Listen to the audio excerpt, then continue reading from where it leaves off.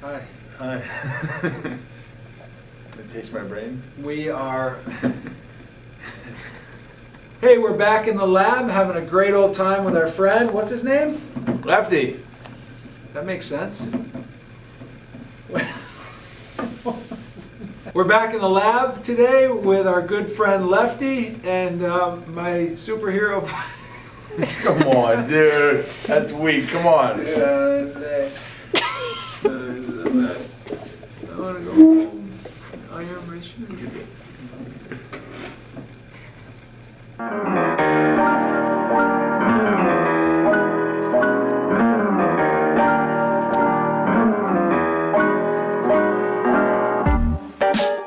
Hey, we're back in the lab with our good friend Lefty.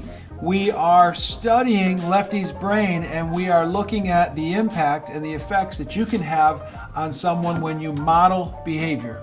Modeling behavior. One of the biggest things that Coach Spector, superhero Coach Spector, and myself do is we model behavior. As we've told people hundreds and hundreds of times, we paint each one of these fingernails not just to tell kids what to do, but to show them what to do.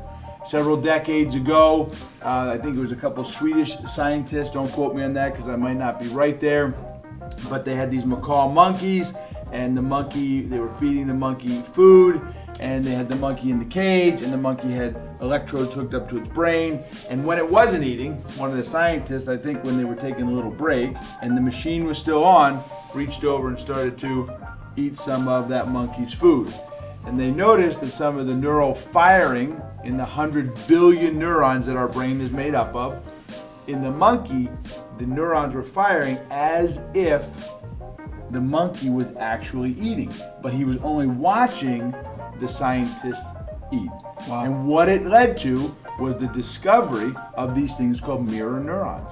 And when we talk about leadership all the time, we talk about leadership not being about what we say, but about what we do.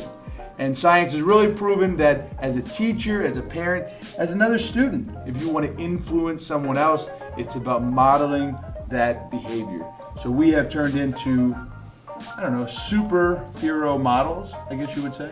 I've done my share of modeling.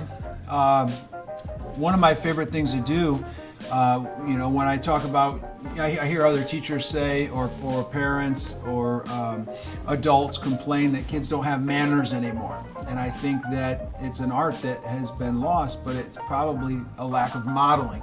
So I work very hard to say things like please and thank you. One of the best things you can say to a young person, especially someone who's challenging, maybe a little angry or pushes buttons quite a bit, is sorry. And I think when you can model humility for those kids, that's something that they don't get to see a lot of. And it's challenging to do. It takes massive, uncomfortable action on the part of the teacher. But that's what makes you the educator.